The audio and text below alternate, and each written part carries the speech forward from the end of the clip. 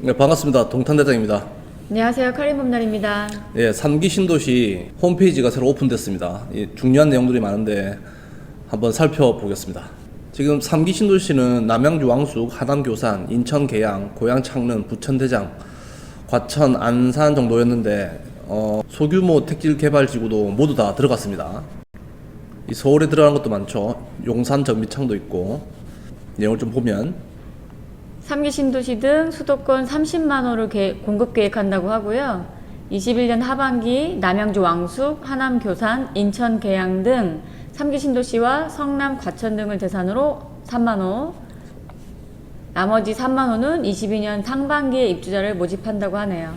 경기도의 남양주 왕숙에 6,400세대, 경기 고양 창릉에 4,100, 하남 교산에 3,600, 용인 플랫폼에 3,300, 부천 대장 3,000, 인천 계양이 2,600. 그리고 가장 핫하죠. 서울의 용산 정비창이 3,000호입니다.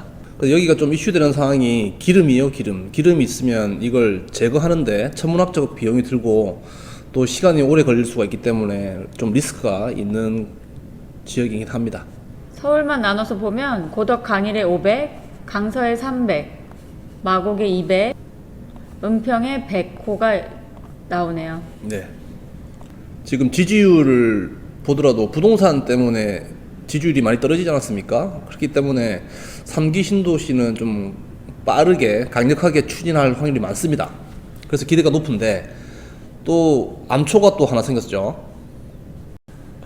기사를 보면 제목이 3기 신도시 공공자가주택 도입 논의. 네, 변창은 국토부 장관 후보자인데요. 지금 보면 환매조건부 토지 임대부 주택을 3기 신도시를 포함해 수도권 주택 공급에 도입한다는 방안을 검토하겠다라는 의사를 밝혔습니다. 3기 신도시 아직 시작도 안 했는데 벌써 잡음이 예상되네요. 예, 환매조건부는 자기가 샀다가 팔 때는 다시 LH한테 파는 거죠. 그러니까 시세 차익이 전혀 없는 거고, 토지 임대부 주택 같은 경우는 집은 자기 거고 땅은 또 LH 겁니다. 대지권을 자기가 소유를 하지 않고 땅을 빌린다는 개념인데 이것도 실패를 했었어요. 다른 기사를 보면 환매주택 13년 전에 미분양 92%로 참패했던 정책인데, 예, 2007년도에는 군포 시범사업 결국 포기했고 강남에도 2곳뿐인데 사업 성악화로 12년 이후로 전무한 정책입니다. 이 실패한 정책을 다시 좀 해보겠다라는 내용 같은데 3기 신도시 분양을 기다리는 분들한테는 정말 안타까운 소식입니다. 이런 정책을 앞으로 하겠다고 말하는 게 약간 배임하는 것 같아요. 네, 약간 또 공산당의 냄새가 좀 나는 것 같습니다. 이 정책이 미국, 영국에서는 환매 조건부 주택이 많지만 우리나라에서는 좀 생소하고 이게 좀 성공하기가 힘들지 않나라는 의견입니다. 내용을 다시 보면 환매 조건부 주택은 주택을 분양받은 사람이 나중에 공공기관 LH가 되겠죠. 대판다는 조건이 붙은 주택입니다. 그래서 집값 상승에 따른 시세 차익은 포기해야 한다 라는 내용이고, 토지 임대부 주택은 소유권을 나눠서 땅은 공공기관, 집은 민간이 소유하는 방식의 주택입니다. 좀 이상하죠. 그리고 주택을 분양받은 사람은 월세처럼 토지 임대료를 내야 됩니다. 땅 소유권이 없기 때문에 주변 다른 아파트와 비교해 시세 차익이 적을 수가 있다. 지금 용산에 이런 주택이 있어요. 최근에는 다른 주변 아파트들이 워낙 많이 올라서 그 용산에 있는데도 많이 오르긴 했는데 거래량이나 속도가 굉장히 더디죠. 네, 홍길동 집입니다. 자기 집인데 자기 집이라고 말할 수 있나? 뭐 이런 애매한 집입니다. 주택 평면도 예시가 나왔습니다. 공공부장 주택 2가지가 나왔는데 51이면 21~2평 되는 거죠. 일단 3베이 그리고 판상형 구조입니다. 여기 드레스룸도 있고 평면 잘 나왔어요. 그리고 59, 24평, 25평 같은 경우도 4베이 판상형 구조에 팬트리도 있고 드레스룸 있고 방 3개, 화장실 2개. 뭐 일반적인 민간 아파트 평면 잘 나온 평면하고 동일하게 나왔습니다. 네, 84 타입 보시죠. 여기도 4베이 판상형 알파룸, 드레스룸으로 이용하면 되고 다용도실 있고 팬트리 있고 잘 나왔습니다. 민간 아파트처럼 지었네요. 네. 지금 특이한 구조가 하나 있는데요. 이제 예. 탄성형 포베이는 마찬가지인데 오른쪽에 가족실이 하나 있고 현관이 하나 더 있어요. 네. 그러니까 요거는 아마도 부모님과 같이 사는 세대나 이런 분들을 위해서 좀 마련된 것 같고, 아니면 여기 가벽을 막아서 새를 따로 줄 수도 있을 것 같아요. 이렇게, 현관이 네. 현관이 따로 나 있으니까. 그래서 보면 총 욕실이 3개고요. 하나, 둘, 셋. 그리고 현관이 2개입니다. 이렇게. 특이한 구조입니다. 신혼 희망타운에 나오는 구조도 46제곱미터를 보시게 되면 3베이의 판상형 구조. 뭐 괜찮게 나온 것 같습니다. 드레스룸도 있고. 55 타입도 4베이의 판상형 구조고 드레스룸 있고 또 발코니, 현관 창고까지 구조가 참 좋게 나온 것 같습니다. 그냥 민간 아파트처럼 무난하게 잘 나왔네요. 네.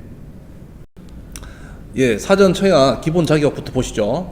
첫 번째가 무주택 세대 구성원이에요. 신청자, 배우자, 신청자 및 배우자의 세대별 주민등록에 등재된 직계 존비속 전원이 무주택이어야 함 이러네요.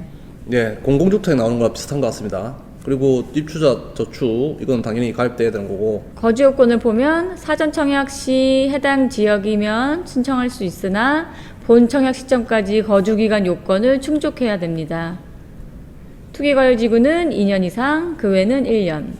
네, 제일 중요한 건 이거 같습니다. 지역 우선 공급 비율이 66만 제곱미터 미만 택지지구는 당해 지역의 100% 우선 공급입니다. 그래서 작은 택지들 66만이 20만 평이에요. 20만 평 미만이 되면 당해 지역 100% 우선이고 20만 평 이상이면 서울, 인천인 경우는 서울, 인천 50% 그리고 수도권의 50%. 만약에 경기도일 경우는 당해가 30%, 경기 20%, 수도권 50% 공급을 합니다. 사전 청약에서 입주 배정 물량이 있습니다. 이것도 특별 공급하고 비율이 똑같습니다. 신혼부부가 30%, 생애 최초가 25%, 그리고 다자녀가 10%, 노부모 부양이 5%, 기관 추천 15%, 일반은 15%밖에 되지 않습니다. 특공이 해당되지 않는 분들은 이걸 노려야 되는데 아주 바늘구멍이죠. 그리고 신혼희망타운 보시겠습니다. 입주 대상은 혼인기간 7년 이내 신혼부부, 6세 이하 자녀를 둔 사람을 포함하고요. 예비 신혼부부는 공고일로부터 1년 이내 혼인관계 증명해야 되고 한부모 가족은 6세 이하 자녀입니다. 네, 배정 물량은요. 혼인 2년 이내이거나 2세 이하 자녀를 둔 신혼부부, 한부모, 가족 및 예비 신혼부부에게 건설 물량의 30%를 우선 공급한다고 하네요. 네, 나머지 이제 70%가 공급됩니다. Q&A 한번 볼게요. 사전 청약 당첨 시 재당첨 제한 적용 여부인데요.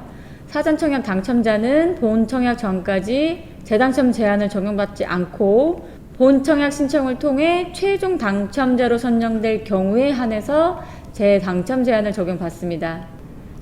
사전 청약 당첨 후 주택 구입하게 되면 당첨 자격이 상실되나 사전 청약 당첨자와 그 세대에 속한 자는 본 청약 주택 입주 시까지 무주택 요건을 유지해야 되고요. 사전 청약 당첨 후 주택을 구입하면 본 청약 신청이 불가합니다. 사전 청약이 당첨되면 주택을 구입하시면 안 됩니다. 사전 청약을 여러 번 할 수 있는데요. 사전 청약 당첨자랑 그 세대에 속한 자는 다른 분양 주택에 사전 청약이 안 돼요. 다만 사전 청약이 아닌 다른 분양 청약에 일반 청약은 가능하고 일반 청약에 당첨되면 사전 청약 당첨된 지구의 본 청약은 안 되시는 거예요. 네. 사전 청약 때는 소득 요건이 충족됐는데 본 청약 때 연봉이 올라가서 소득 요건이 초과되면 어떻게 되는데요. 이 기준은 결론은 사전 청약 기준으로 보기만 한대요. 그래서 본 청약 때 연봉이 올라가도 따로 심사를 하지 않는다고 하네요.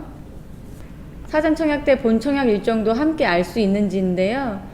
문화재 발굴 등 기타 불가피하게 지연될 수 있으니까 예정만 알고 있고 정확한 일자는 모른다는 얘기죠. 예, 문화재 발굴은 하남 교산이 가장 위험하고 리스크가 큰 곳입니다. 중요한 게 해당 지역에 거주하지 않아도 청약 가능한가요? 라는 겁니다. 보시면 좀 전에 말씀드렸듯이 서울이나 인천인 경우에는 서울 또는 인천에 50% 우선 공급하고 나머지 수도권에 50% 공급합니다. 경기 지역이다라고 하면 당해 30% 그리고 경기도 20% 나머지 수도권 50%가 되겠대요.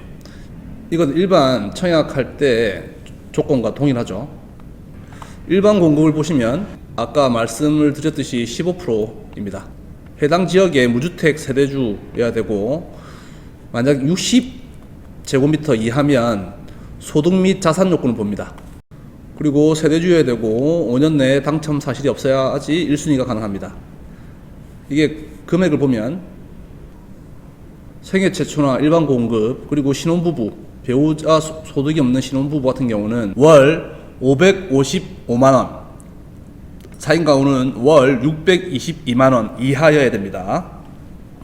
60 이상이거나 배우자 소득이 있는 신혼부부는 3인이면 월 666만원 월 평균 소득의 120%가 적용됩니다.